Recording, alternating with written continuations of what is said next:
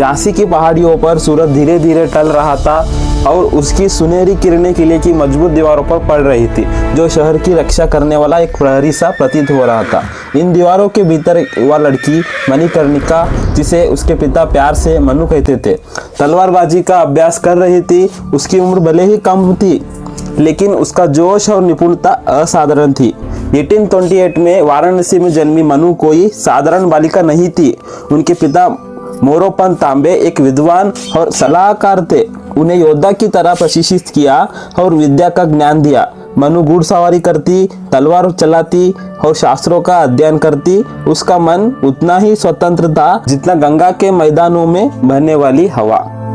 मनु का बचपन वीरता और विद्रोह की कहानी से भरा था, जो उनके पिता रात के तारों में आकाश के नीचे सुनाया करते थे। वे एक स्वतंत्र भारत का सपना देखती थी, जो ब्रिटिश ईस्ट इंडिया कंपनी की बढ़ती पकड़ से मुक्त हो।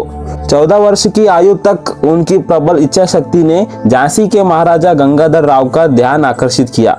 1842 में उनकी शादी मनु को रानी लक्ष्मीबाई में बदल दिया, जो एक ऐसा राज्य की रानी बनी जो उथल पुथल के कगार पर था। उन्होंने महल के सैनिकों के साथ प्रशिक्षण लिया, तीरंदाजी में निपुणता हासिल की और अपने पति के साथ राज्य की रक्षा व्यवस्था का निरीक्षण करने निकलती थी। उन्होंने लड़कियों के लिए स्कूल खोले, निष्पक्ष कर प्रणाली लागू की और प्रजा की शिकायतों का ध्यान से सुना, जिससे उन्हें लोगों की अटूट निष्ठा प्राप्त हुई। 1851 में लक्ष्मीबाई ने एक पुत्र दामोदर राव को जन्म दिया, लेकिन 4 महीने बाद ही उसकी मृत्यु ने उन्हें तोड़ दिया। दुख ने उन्हें कमजोर नहीं किया। उन्होंने अपनी प्रजा के लिए मजबूत बने रहने का संकल्प लिया। गंगाधर राव, जो दुख और बीमारी से कमजोर हो चुके थे, अपने चचेरे भाई आनंद राव को दत्तक पुत्र मानकर उत्तराधिकारी घोषित किया, लेकिन ब्रिटिशों ने अपनी लैप्स नीति के तहत दत्तक पुत्र को मान्यता देने से इनकार कर दिया। 1853 में गंगाधर राव का निधन के बाद ईस्ट इंडिया कंपनी ने झांसी को हड़पने के लिए योजना बनाई और लक्ष्मीबाई को पेंशन देकर चुपचाप हटने को कहा। झांसी की रानी साधारण स्त्री नहीं थी, वे बिना लड़े अपने राज्यों को नहीं छोड़ने वाली थी। 1857 का वर्ष था और पूरे भारत में विद्रोह की फुसफुसाहट गूंज रही थी। 29 वर्षीय लक्ष्मीबाई ने परिवर्तन की आहट सुन ली थी। उन्होंने झांसी को मजबूत करना शुरू किया, एक मलेशिया तैयारी की जिसमें महिलाएं भी शामिल थी, जिन्हें उन्होंने स्वयं युद्ध कौशल सिखाया। उनका संकल्प स्पष्ट किया, झांसी विदेशी शासन के सामने नहीं झुकेगा। जून 1857 में विद्रोह झांसी पहुंचा। कुछ विद्रोही सिपाहियों ने, जो ब्रिटिश कमांड से तंग आ चुके थे, शहर में शरण मांगी। लक्ष्मीबाई ने उनकी मंशा पर संदेह रखते हुए भी ब्रिटिशों को भड़काने से बचने के लिए निगरानी में रहने की अनुमति दी, लेकिन स्थिति तब बिगड़ गई जब सिपाहियों ने फांस में तैनात ब्रिटिश अधिकारियों और उनके परिवारों की हत्या कर दी। ब्रिटिशों ने तुरंत लक्ष्मीबाई को दोषी ठहराया और उन्हें देशद्रोही करार दिया। रानी ने अपनी बेगुनाही का दावा किया, लेकिन कंपनी के गवर्नर जनरल लॉर्ड डलहौजी ने इसे झांसी पर कब्जा करने का अवसर देखा।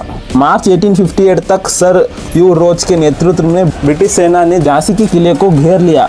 युद्ध के वस्त्र में सजी लक्ष्मीबाई एक हाथ में तलवार और दूसरे में ढाल लिया, अपनी प्रजा को एकजुट करने निकली। हम अपनी स्वतंत्रता, अपने सम्मान और अपने झांसी के लिए लड़ेंगे।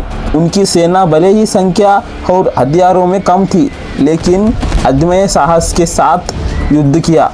रानी द्वारा प्रशिक्षित महिलाओं ने पुरुषों के साथ कंधे से कंधा मिलाकर तोपें चलाई और हमलावरों को खदेड़ा। लक्ष्मीबाई का नेतृत्व आशा की किरण था, जो थके हुए सैनिकों में भी साहस भर देता था।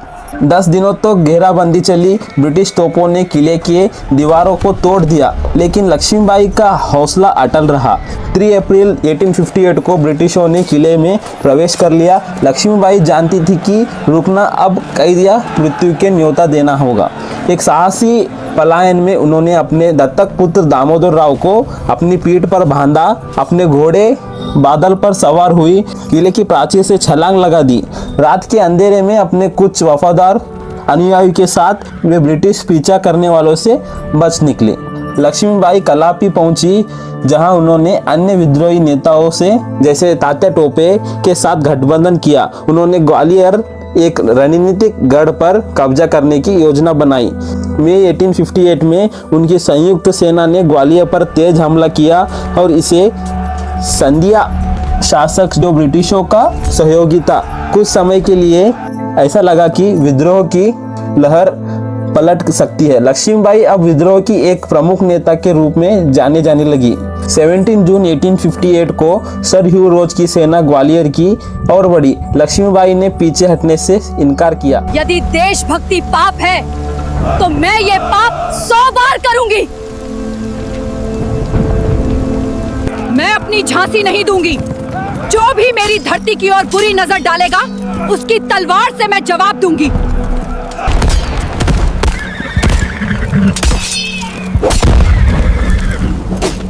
एक ब्रिटिश सैनिक की गोली ने अपने निशाना बना लिया। लक्ष्मीबाई घायल होकर गिर पड़ी, लेकिन उनकी आत्मा अडिग रही। उनके वफादार साथियों ने उन्हें पास के एक उपवन में ले जाए, जहां उन्होंने अंतिम सांस ली। मेरे प्राण चले जाएंगे पर मेरी क्रांति नहीं रुकेगी।